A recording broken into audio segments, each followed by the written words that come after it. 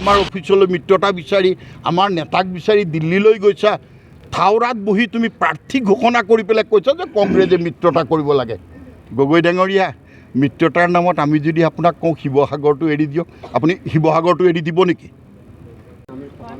গোৱালে কেতিয়াবা নিজৰ গাখীৰ বেয়া বুলি কয় নেকি অখিল গগৈ ডাঙৰীয়াই নিজে নিজে এক স্বয়ম্ভূ নেতা ওলাইছে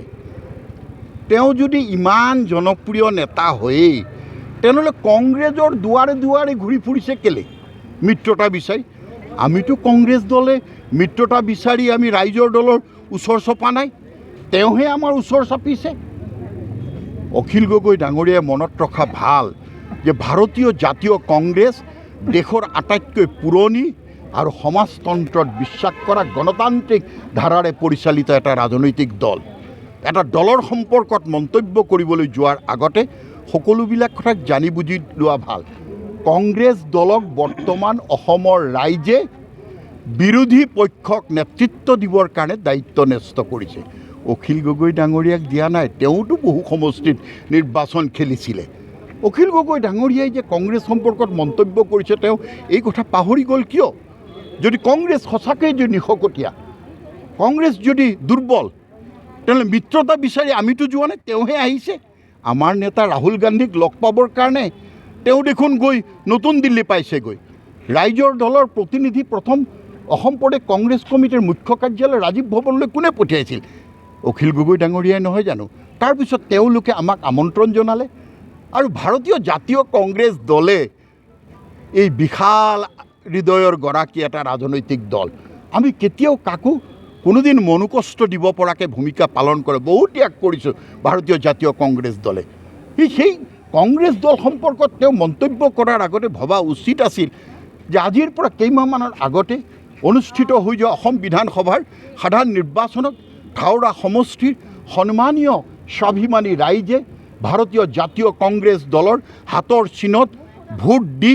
বিজেপিৰ সকলো প্ৰলোভন প্ৰতাৰণক নেওচা দি তেওঁলোকে কংগ্ৰেছ দলৰ প্ৰাৰ্থীগৰাকীক জয়যুক্ত কৰাইছিল কংগ্ৰেছ দলৰ পৰা জয়যুক্ত হোৱা নেতাগৰাকীয়েহে চুং সলাইছে তেওঁহে গেৰুৱা পোছাক পিন্ধিছে থাওৰা সমষ্টিৰ সন্মানীয় ৰাইজে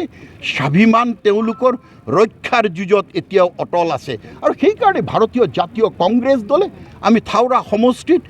সমষ্টিটোৰ এগৰাকী যুৱক দলৰ নিষ্ঠাৱান সেৱক মনোৰঞ্জন কোঁৱৰক প্ৰাৰ্থিত্ব দিছোঁ তেওঁ আকৌ মিত্ৰতাৰ কথা কৈছে ই কেনেধৰণৰ মিত্ৰতা তুমিয়ে পঠিয়াইছা আমাৰ অফিচলৈ মিত্ৰতা বিচাৰি আমাৰ নেতাক বিচাৰি দিল্লীলৈ গৈছা থাওৰাত বহি তুমি প্ৰাৰ্থী ঘোষণা কৰি পেলাই কৈছা যে কংগ্ৰেছে মিত্ৰতা কৰিব লাগে আমাৰ অফিচলৈ মিত্ৰতা বিচাৰি আমাৰ নেতাক বিচাৰি দিল্লীলৈ গৈছা থাওৰাত বহি তুমি প্ৰাৰ্থী ঘোষণা কৰি পেলাই কৈছা যে কংগ্ৰেছে মিত্ৰতা কৰিব লাগে গগৈ ডাঙৰীয়া মিত্ৰতাৰ নামত আমি যদি আপোনাক কওঁ শিৱসাগৰটো এৰি দিয়ক আপুনি শিৱসাগৰটো এৰি দিব নেকি এনে অবান্তৰ কথা কিয় বক্তব্য দাঙি ধৰিছে থাওৰা সমষ্টিৰ ৰাইজে এইবাৰ বিশ্বাসঘাতকতাৰ বিৰুদ্ধে যুঁজিবৰ কাৰণে সংকল্প লৈছে আৰু আমি কংগ্ৰেছ দল থাওৰা সমষ্টিৰ প্ৰতিগৰাকী সন্মানীয় ৰাইজৰ লগত থাকি এই যুঁজত জয়ী হ'ম নিশ্চিতভাৱে গগৈ ডাঙৰীয়া আমি বহুত নেতাক দেখিছোঁ দীঘলীয়া সময় আপুনি কাৰাৰুদ্ধ হৈ থাকোঁতে আপুনি যে কংগ্ৰেছ দলৰ কথা কৈছে আপোনাৰ আইনী যুঁজত সহায় আগবঢ়োৱা অধিবক্তাগৰাকীয়ে দেখোন এতিয়া আপোনাৰ বিৰুদ্ধেই নিৰ্বাচনত অৱতীৰ্ণ হৈছে যি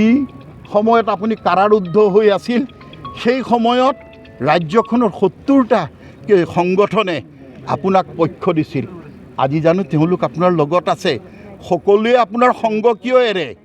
স্বয়ম্ভূ নেতা হ'বলৈ গ'লে এনে পৰিণতিয়ে হয় কংগ্ৰেছ দলক নীতি আদৰ্শ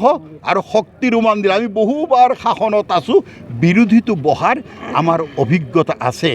আমি জানো গণতান্ত্ৰিক প্ৰমূল্যবোধ কি আমি তাক জানো গতিকে অখিল গগৈ ডাঙৰীয়া আপুনি দীৰ্ঘদিন কাৰাৰুদ্ধ অৱস্থাত থাকোঁতে আপুনি GMCHৰ VIP কেবিনত কেনেকৈ থাকিলে সেইটোও বহুতে প্ৰশ্ন কৰে কাৰণ অসমৰ বিশিষ্ট সাংবাদিক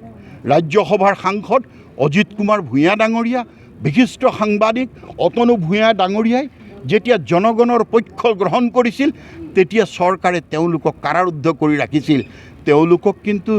গুৱাহাটী মেডিকেল কলেজৰ VIP কেবিন দিয়া নাছিল আপুনি কয় আপুনি বিজেপিৰ বিৰুদ্ধে সকলোকে একত্ৰিত হ'বলৈ কয়, বিজেপিৰ বিৰোধিতাও কৰে। আকৌ আপুনি দেখোন GMCHৰ VIP কেবিনত মাহৰ পিছত মাহ থাকে। কথাটোহে নুবুজিলোঁ, কি কাৰণত এই কথা বতৰাবিলাক আপুনি দাঙি ধৰিছে?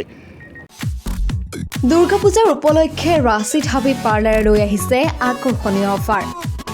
20% ডিছকাউণ্টত আপুনি কৰিব পাৰিব হেয়াৰ কাট,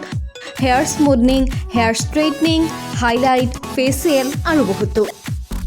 তেন্তে পলম নকৰি আজি আপুনি যোগাযোগ কৰক জুৰুডত অৱস্থিত ৰাছিদ হাবিব পাৰ্লাৰৰ সৈতে।